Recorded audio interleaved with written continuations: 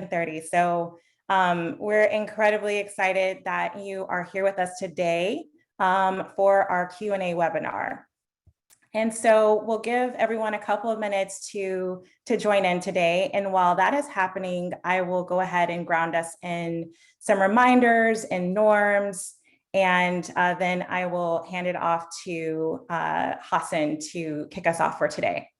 So good morning again. We're really excited to see you all here today. And I'm incredibly honored that you are interested in joining us here at 4.0. I want to officially welcome you to the Q&A webinar for 4.0's Chief External Affairs Officer role, also referred to as CX0.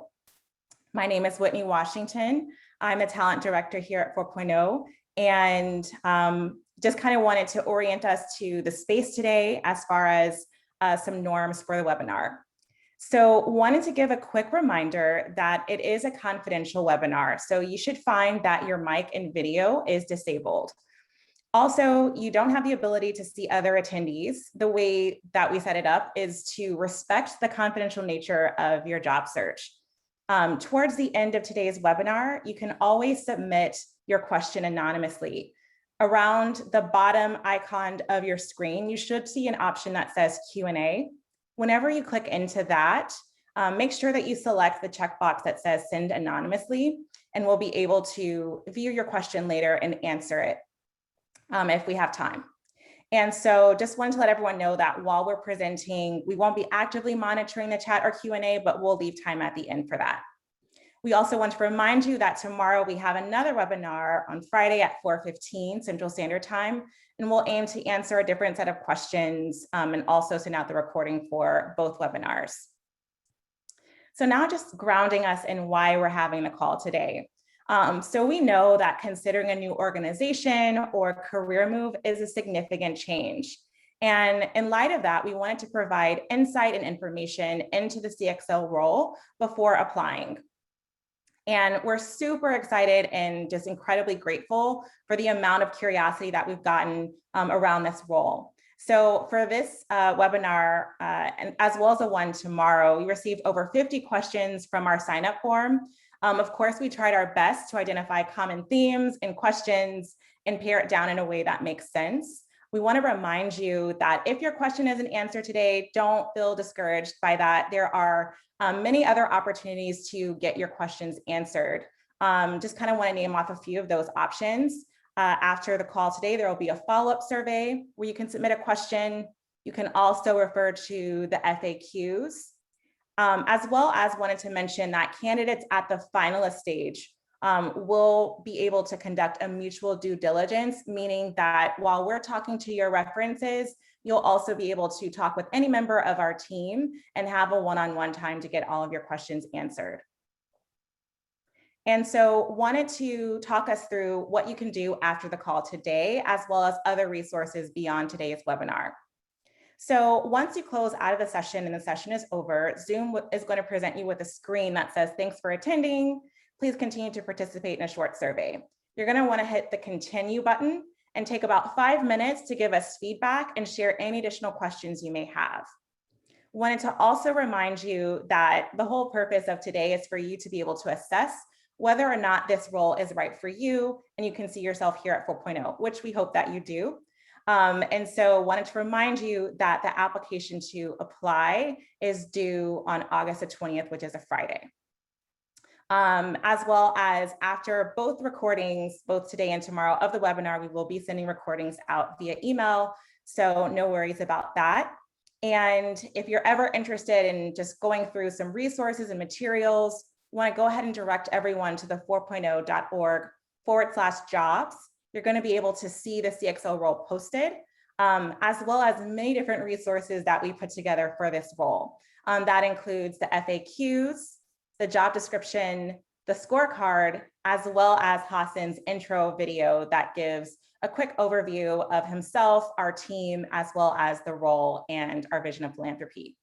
So without further ado, wanted to go ahead and pass it off to 4.0 CEO Hassan Hassan, and he will take us from here. Amazing. Thank you so much, Whitney. Good morning, everyone. I am so excited to welcome you all to this CX0 webinar. My name is Hassan. I'm the CEO of 4.0. I'm also a two-time alum of 4.0 fellowships. This picture is actually from the summer of 2013, when I was presenting my idea for the first time for supporting new teachers in their professional growth as a 4.0 fellow. And what keeps me here 8 years later are all the ways that I have grown because of and alongside this community of curious people who are building the future of school. And I am thrilled to keep growing our team and our impact through the CX0 search. And like Whitney, I'm honored that you're choosing to spend this hour with us to learn more about this role. This is how excited I am right now on the inside, but I'm gonna keep it together for the next 30 minutes. So here's what we're looking for in our next Chief External Affairs Officer. First, we're looking for a development specialist who is excited to decentralize and democratize access to education philanthropy. We're looking for a communications expert who is energized by telling powerful and credible stories about what's possible in education. We're looking for a culture and change champion who understands that real change must start from within and wants to cultivate a team and community culture where everyone is a steward of relationships, resources, and results. And we're looking for an experienced leader who is excited to partner with talented teammates to achieve ambitious goals. So if this sounds like you, we cannot wait to get to know you and learn more about your goals throughout this process. You'll partner closely with me and all members of the executive leadership team to drive culture, execution, and strategy, our 3 org-wide priorities. In the next 2 years, you will model the stewardship of relationships, resources, and results. You will drive fundraising, storytelling, and research functions to meet Fund 3 objectives. And you will launch our next fund, Fund 4, the campaign to build a national model of decentralized philanthropy in education. So in this webinar, we'll cover 3 topics based on the themes that we saw from the 50+ questions that you've shared with us when you registered for this webinar. Our culture. We are a 10-year-old organization, and I will give you context on how our culture is evolving as we reflect on the past decade of 4.0 and look toward the next one. Second, our funding. We're currently halfway through a 4-year strategic plan. So I'll give you an overview of our financial health and the profile of our current and future funders. And then third, we'll dive deeper into the CX0 role. I will introduce you to your 2 teams, the leadership and the external affairs team, our board, and the key relationships you will steward and grow through your role as CX0. So, as Whitney mentioned, we plan to host another webinar tomorrow that will build on this one. Both webinars will be recorded and shared with you since we'll cover different topics. So tomorrow, we will cover our latest policies and cultural practices to take care of our people in this remote environment. We'll also talk about the timeline and key benchmarks along our roadmap for raising our next 4-year fund. And I'll talk a little bit about what you can expect to work on in your first 90 days at CX0. So let's get started with today's topics. First, let's talk about our culture. And our Chief of Staff, Ebony, who leads our culture committee, always anchors our team in this quote: "Culture is not the most important thing, it is the only thing. Culture is living, it is defined by people, and it's refined by every new person who joins this team and this community."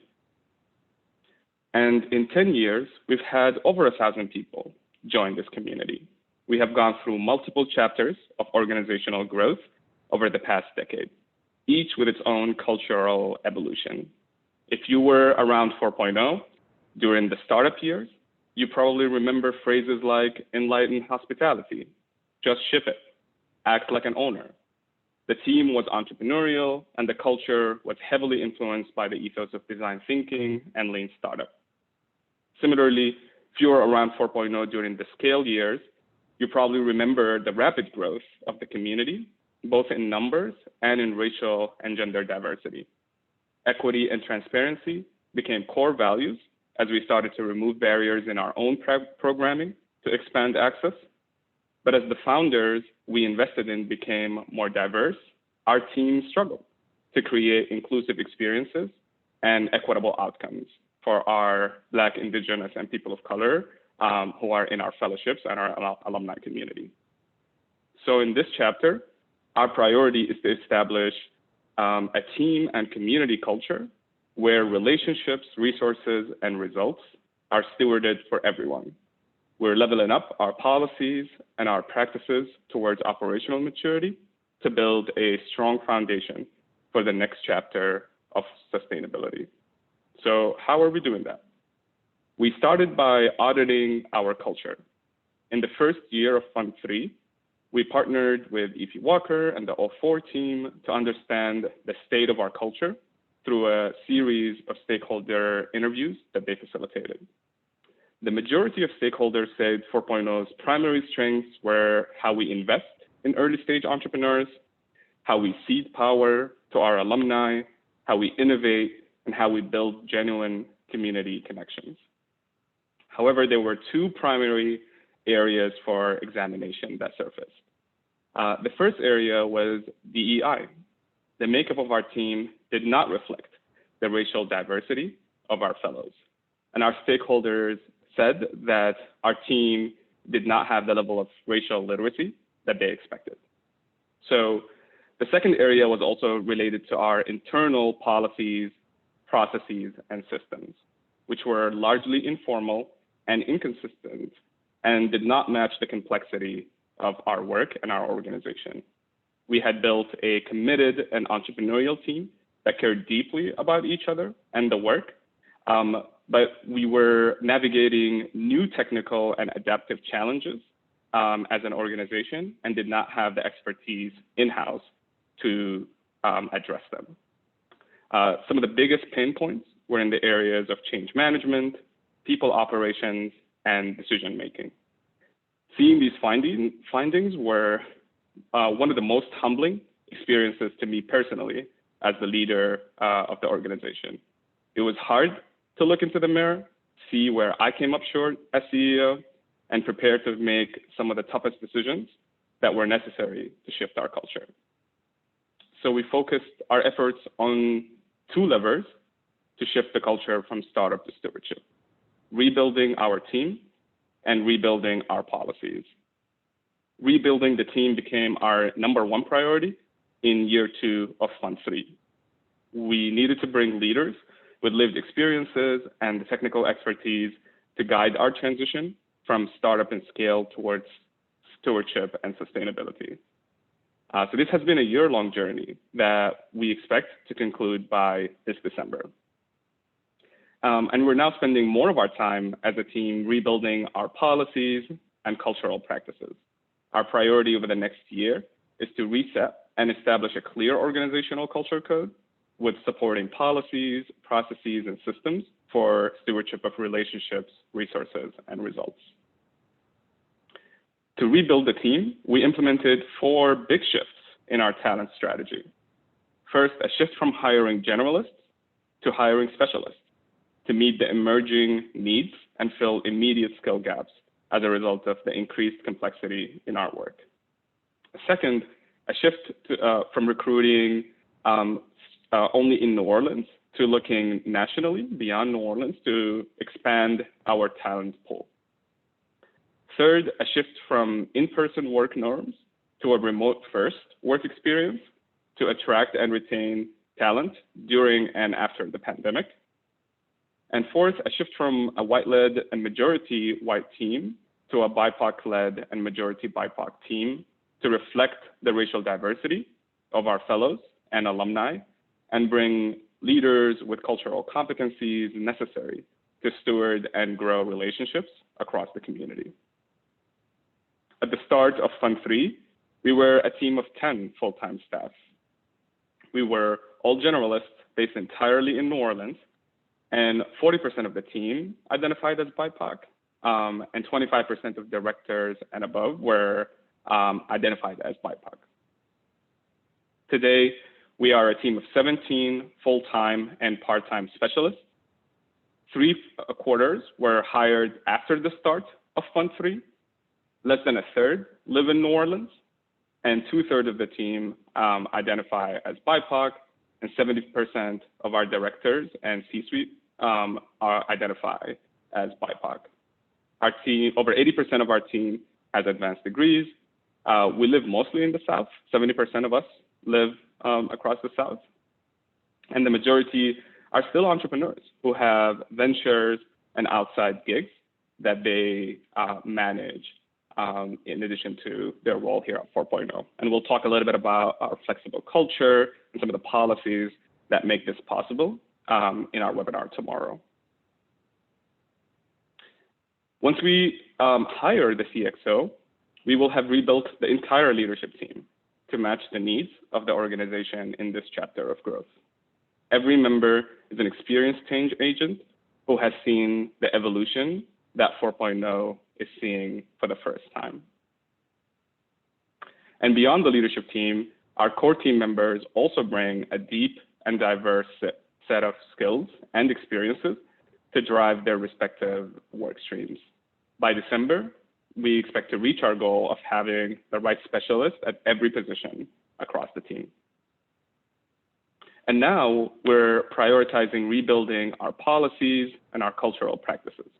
We use the acronym CREATE, which was developed by Ebony, our chief of staff, as a roadmap and framework to reach our aspirational culture vision.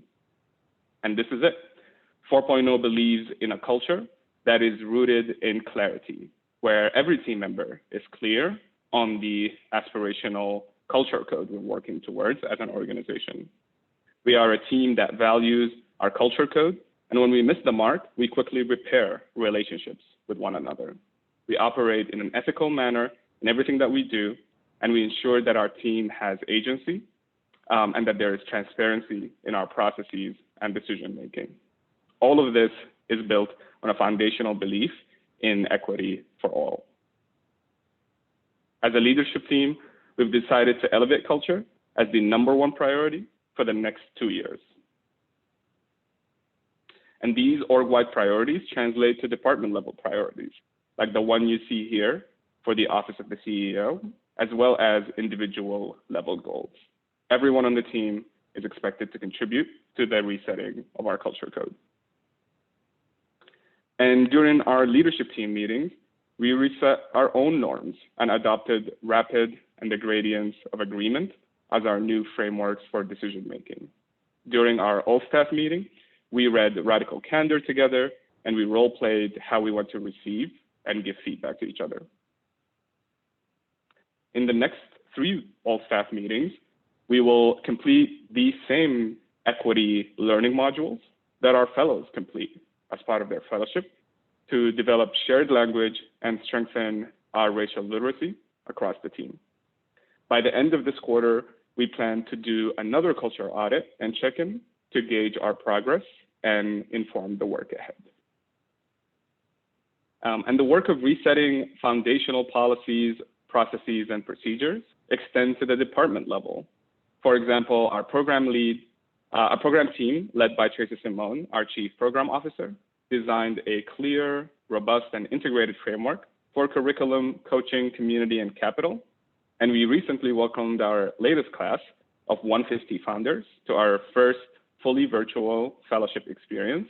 And the early feedback is confirming that this work is leading to the highest quality program iteration. Here's a look into the curriculum standards that they developed, and that every curriculum creator now references to design and facilitate learning modules that promote our community values of equity, joy, self-determination, and growth. And similarly, our human assets team, led by Lanise, our Chief of Human Assets, engaged our team to completely rebuild our employee handbook. which was last updated in 2013 when that picture that I shared at the beginning of the webinar was taken. So I am so excited to reach this milestone where we have an updated employee handbook to share with you. Again, tomorrow in the webinar, we'll highlight some of the big policies. So I'm excited to share with you our latest policies that we've created to take care of the people on our team. And like Ebony, Tracy Simone, and Lanice, Chris, our Chief Operating Officer, is also adding clarity and structure to our budgeting process and system for fiscal year 2022. We're currently in the midst of developing the budget and expect to finalize it by the end of this quarter. So I want to recap. As I shared at the start of this section, culture is always living and evolving. Our North Stars are equity, transparency, and agency. And to get there, we continuously flow through the cycles of clarity, repair, and building skills in ethical decision-making. And as CX0, you will be joining us at a pivotal point and will help drive our culture forward. So we've talked about our culture. Next, I want to transition us to talk about our funding model. At 4.0, we exist to invest in the future of school. I want to start by sharing this figure, $739 billion. That's how much money we spend on public elementary and secondary schools. A harder number to find is this one, about $5 billion. That is the best estimate we can find for total philanthropic spending in K-12 schools in the United States. At 4.0, we believe that the purpose of philanthropy is to serve as risk capital, to fund and scale the ideas that can transform the future of education. So our guiding question is this: how might we invest smarter to transform the future of education? In a healthy investment ecosystem, grassroots education entrepreneurs will have sufficient capital to help them start and then scale the best ideas that meet the needs of youth and families in their local communities. Earlier stage funders write smaller checks and take more bets in more people to find promising models. And then later stage funders write bigger checks to help entrepreneurs grow their models and reach more people to influence the whole ecosystem.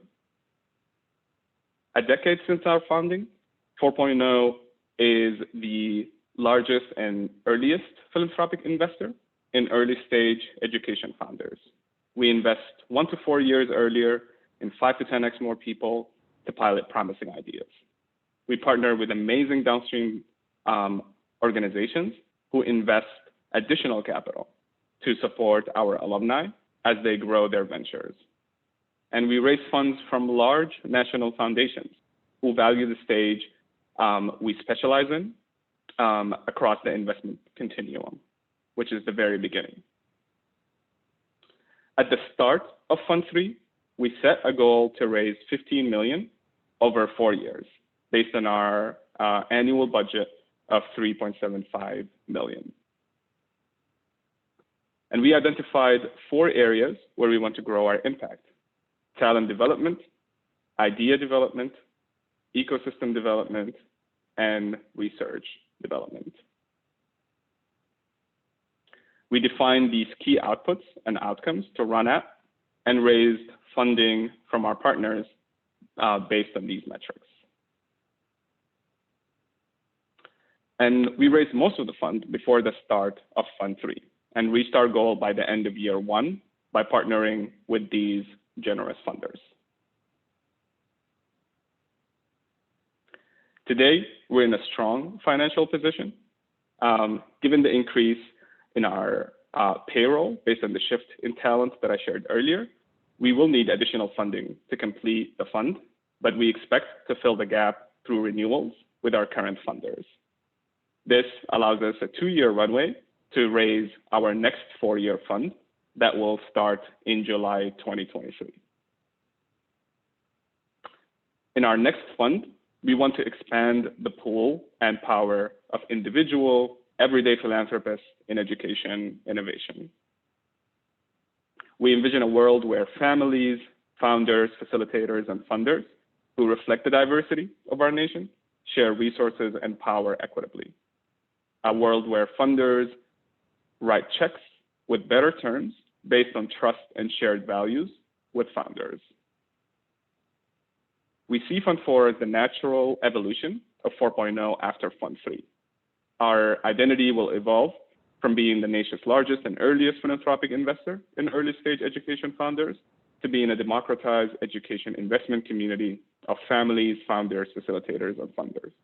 That means our entry points will expand to welcome families, founders, facilitators, and funders. And our funding model will decentralize and democratize access to philanthropy by organizing many more small donors to invest in early stage education innovation. In the next 2 years, I'm excited to work closely with the CX0 to cultivate and steward relationships with current and future angel, venture, and institutional philanthropists in the 4.0 community. Our goal is to maximize the impact of every dollar raised from angel, venture, and institutional philanthropists. So this is how we're thinking about it. Angel philanthropists can fund the direct stipends founders receive to run their pop-ups and pilots. Venture philanthropists can provide downstream capital to founders while also helping fund the direct stipends facilitators receive to support founders. And institutional philanthropists can fund overhead and research to grow and sustain the impact of the network. We are still in the early stages of planning and need your expertise in the room, but this is how the math could work. 1,000 angels given $50 a month can fund 100% of stipends to founders. 500 venture philanthropists given $250 a month can fund 100% of stipends to facilitators. And 5 institutional philanthropists given at the same level as in Fund 3 can cover 100% of overhead. We believe a diverse and decentralized philanthropic network like this will fund education innovation on radically different terms, and it will become a model for education philanthropy that is more proximate to communities, more responsive, and more willing to take bolder risks. And I believe 4.0 is well positioned to build it. And again, we need your expertise to make that happen. We recently ran a 6-month pilot where we recruited 50 Black leaders as our inaugural cohort of angel philanthropists, with the vision of organizing 4,000 diverse angel philanthropists over the next decade to pool funds and co-invest in early stage education founders. Each angel committed $1,000 of their own money and committed to a 6-month learning experiences. 100% of the cohort identified as Black, 56% identified as women, 13.5% identified as LGBTQ, and 40% were alumni of 4.0's fellowships. Here are the faces of our incredible inaugural cohort of angels who represented 21 states across the US. They are educators, entrepreneurs, and activists. Spending 6 months learning from and with this group was honestly one of the most healing professional experiences of my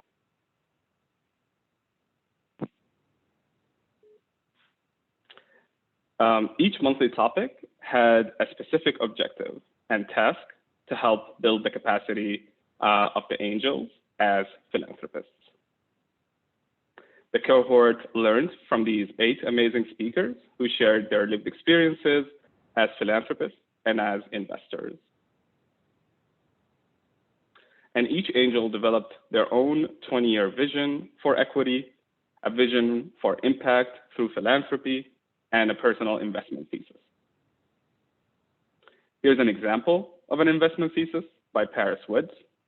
Paris's 20-year vision, investment thesis, and vision for impact all spoke to her deep desire to elevate Black and Brown founders from low-income backgrounds in order to help more Black and Brown youth exit poverty. And over 80% of angels completed the 6-month program and wrote the check. A total of $40,000 was ultimately deployed to fund 24 ventures. Ventures like Ownership of the Future, led by Nicole Campbell, which received a check for $7,800 from 12 angels who believed in her and her mission. or Word 8 Reads, led by Keisha Lee, which received a check for $3,500 from 6 angels who believed in her and her mission. At the start of the program, we identified 3 metrics to measure success of this pilot. Community. We wanted to see if we can create and grow a community of values-aligned angel investors. 2, cash. We wanted to see if we can generate a pool of investment funding and direct that to founders. And 3, impact. We wanted to elevate the impact of angel investments in the community of education entrepreneurs. And as we ran the pilot, there were several big picture learnings and takeaways that have emerged. The angels were most interested in skill building and creating community. Many were eager to create deeper connections with each other and with the founders of the ventures that they ended up funding. And a majority of the angels wanted to fund other Black leaders in their own or extended networks, and many nominated founders that they already knew. There was a real interest in pooling funds and co-investing with other angels. And the leaders in the cohort expressed that they could have committed additional funds beyond the 1,000 that we asked for, showing that there is interest and that there's additional opportunity to grow this community. Many also expressed interest in recruiting other Black leaders to join future cohorts. And again, kind of confirmed and affirmed our hypothesis that we can grow this network to 4,000 in the next decade as a diverse community. 4.0 now is planning the launch of the second angel cohort to further this vision of 4,000 angels. Future angel cohorts will be designed to bring in a diverse cohort representation of aspiring philanthropists by ethnicity, identity, geography, and issue area of interest. And 4.0 has recently also launched a pilot for venture philanthropists to recruit, connect, and support individuals looking to commit $2,500 to $25,000 to fund early stage education nonprofits. In addition to angel and venture philanthropists, our goal is to continue stewarding and deepening relationships with institutional philanthropists who will amplify the funds of individual philanthropists and sustain the long-term power of the network. So we need your help to actualize this vision. So now that we've talked a little bit about our funding and the profile of our current and future funders, let's transition to talk about the CX0 role, specifically your teams and key stakeholders. You will sit on the executive leadership team. This is your primary team, and you'll work closely with me and your 4 peers to drive our 3 org-wide priorities of culture, execution, and strategy. As chief of staff, Ebony's job is to assist me in providing leadership and oversight for the organization's day-to-day functions and staff. She is a steward of our culture and team experience. Her North Star is to make us accountable to the culture code we create. So we will partner closely with her on cross-team culture initiatives and develop regular progress reports to share with the leadership team, with all staff, and with the board. As our Chief of Human Assets, Denise's job is to plan, organize, and direct all aspects of our talent strategy and human resources. She's the steward of our talent, and her North Star is to make us flourish as leaders and innovators. You will partner closely with Denise to plan, hire, and onboard your talent on the external affairs team. As Chief Program Officer, Teresa Simone's job is to plan, organize, and direct our programs and facilitate high-quality learning experiences for our fellows. She's the steward of our investments. And her North Star is to make us impactful by designing future 4.0 programs that create a national model of accountable philanthropy led by local communities. You will partner closely with Teresa Simone to provide regular reports on the status of our programs to our funders and to design the impact metrics for our next fund. And as Chief Operating Officer, Chris's job is to plan, organize, and direct all aspects of our finance and operations. He is the steward of our resources and our institutional knowledge, His North Star is to make us efficient, agile, and credible. And you will partner closely with Chris to develop and manage your budget and in also shaping the size and pitch for our next fund. And as CEO, my job is to grow the power of the 4.0 community over time and manifest our long-term vision. To do this, I allocate my time across 4 responsibilities. First, making money, making sure that we never, ever, ever run out of money. 2, making offers, finding, keeping the best leaders to serve on the leadership team and on our board. 3, making meaning, telling stories that keep our community fired up and ready to go. And 4, making decisions. Again, leadership and oversight of the organization's day-to-day functions and staff. So as CXO, you'll work closely with me to steward our reputation and our relationships with our community stakeholders, including families, founders, facilitators, and funders. You will lead the external affairs team that includes Dr. Christian and Monique. As our Director of Evaluation and Learning, Christian is responsible for driving the vision, strategy, and implementation of 4.0's work to measure the effectiveness of our programming, training for fellows on how to ethically and efficiently evaluate the impact of their pilots, and communicate what we are learning to the 4.0 team, to our partners, to our funders, and the broader community. Monique is responsible for the strategy, planning, and development, and the implementation of all external communications at 4.0.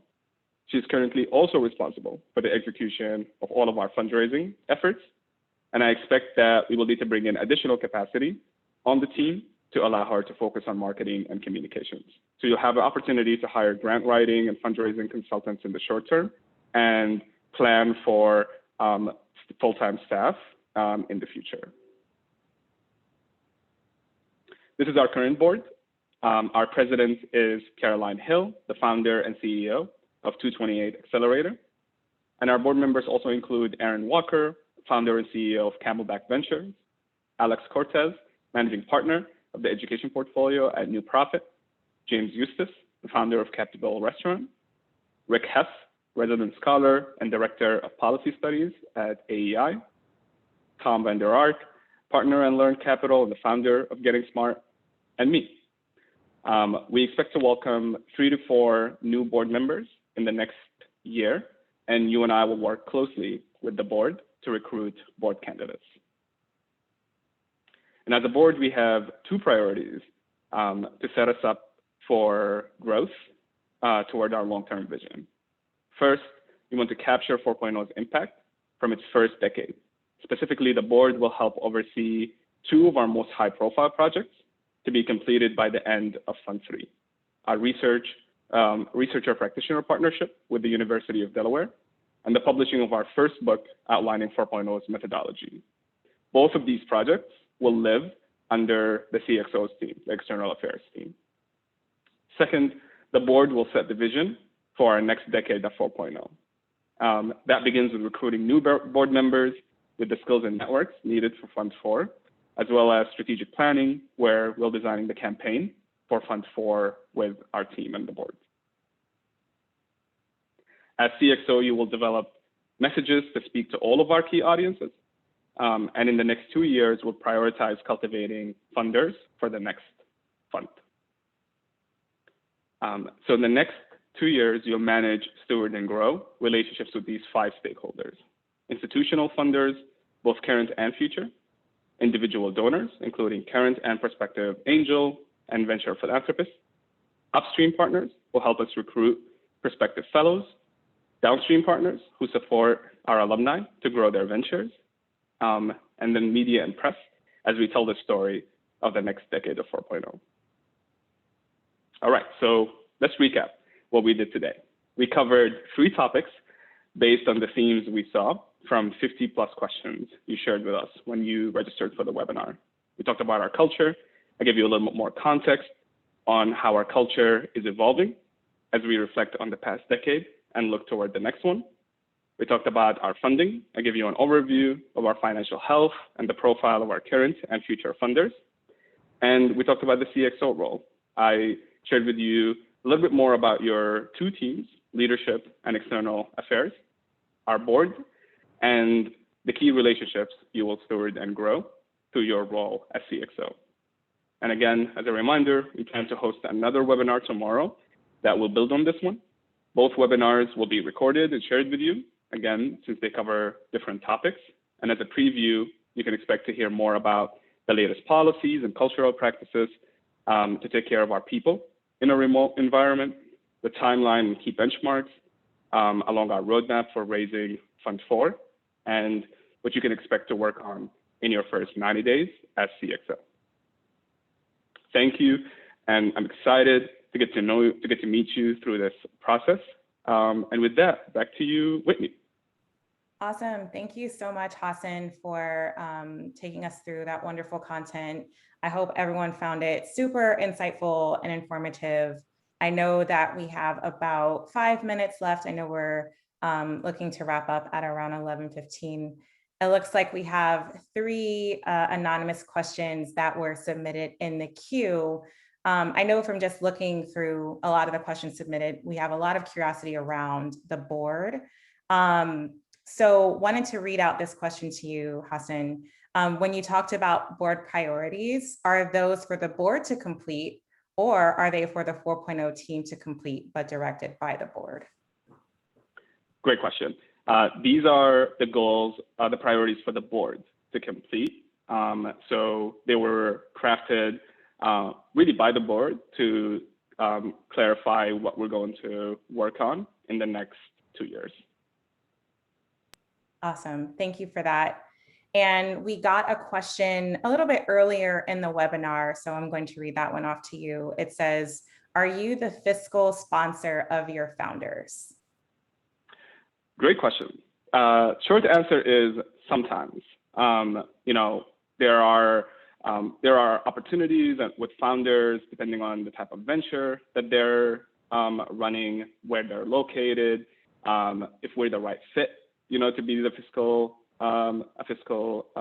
sponsor. So we do offer that as a case-by-case basis to our founders.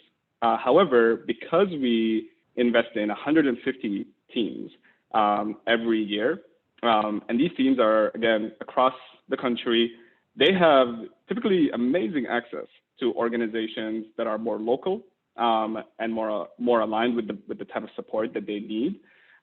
So we also have created some off-the-shelf resources and just can provide coaching to support our team members who are still, you know, in the process of securing their 501c3 to find a local fiscal sponsor or agent who can help them in that process. Sounds good. Thank you for that. And another question we got around the board. So where do you source board members, and is there a recruitment or application process to secure members of the board? This is a great question and a preview for our webinar tomorrow. Basically, we need you as our CXO to be here to help us develop this strategy with our board. So, you know, actually the work that I'm doing this quarter and we're looking into next quarter is to work with our board on our nomination process, our sourcing strategy. So we're just early in that process right now. Sounds good. And sounds like we'll be talking a little bit more about that tomorrow. So just a preview of what's to come. So I know that we are right at time. We have a couple minutes left, and wanted to just, again, thank you so much, Hassan, for making yourself available to the candidates and sharing your insights, sharing a little bit more about yourself and the role. I felt that it was super informative. Want to remind everyone here that there are going to be multiple opportunities to get your questions answered. Directly once we end this session, you will be redirected to take a follow-up survey. So go ahead and leave your questions there. Also, we encourage everyone who's interested or curious about you know, learning a little bit more about the role. We'll have another webinar tomorrow, Friday at 4 p.m. Central Standard Time. So thank you again so much. And please remember to apply by August 20th. So we will see you soon.